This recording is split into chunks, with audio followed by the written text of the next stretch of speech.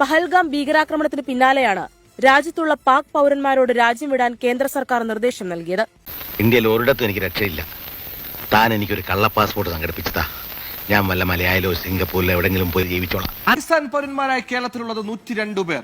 എല്ലാവരോടും ഉടൻ രാജ്യം വിടാൻ നിർദ്ദേശം നൽകി കേന്ദ്ര സംസ്ഥാന സർക്കാരുകൾ. അമേരിക്കൻ പ്രസിഡന്റ് ബരാക്ക ഒബാമയുടെ പാസ്പോർട്ട് പോലും നമ്മൾ ഡ്യൂപ്ലിക്കേറ്റ് ഉണ്ടാക്കും.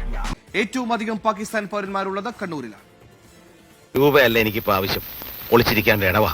കേരളത്തിൽ വിവിധ ആവശ്യങ്ങൾക്കായി എത്തിയ 102 പാക് പൌരന്മാരുടെ വിവരങ്ങൾ ശേഖരിച്ച സംസ്ഥാന സർക്കാർ എല്ലാവരോടും ഉടൻ രാജ്യം വിടാനുള്ള നിർദ്ദേശം കൈമാറി. എന്നാ ഞാൻ ചെന്ന് പോലീസിന് പിടികൊടുക്കട്ടെ. ഏറ്റവും അധികം പാകിസ്ഥാൻ പൌരന്മാർ ഉള്ളത് കണ്ണൂരിലാണ്, 71 പേർ. പാക് പൌരന്മാരുടെ നീക്കങ്ങളും കേന്ദ്ര സംസ്ഥാന രഹസ്യാന്വേഷണ ഏജൻസികൾ നിരീക്ഷിച്ചു വരികയാണ്. തൽക്കാലം ആ കുട്ടീന്റെ 3-4 പാസ്പോർട്ട് സൈസ് ഫോട്ടോയും 2000 ദിർഹവും 1/2 കിലോ മൂത്ത ഉരുളക്കിഴങ്ങും വാങ്ങി ഈ ചെക്കന്റെ കൈ കൊടുത്തിട്ട് നിങ്ങൾ വിട്ടോളി. കേരളത്തിൽ പാക് പൌരന്മാർ എന്തിനു വന്നു, ആരൊക്കെയുമായി ബന്ധപ്പെട്ടു എന്നതിലും പരിശോധന ആരംഭിച്ചു. ആരാണെന്ന് തന്നോടാ ചോദിച്ചത്?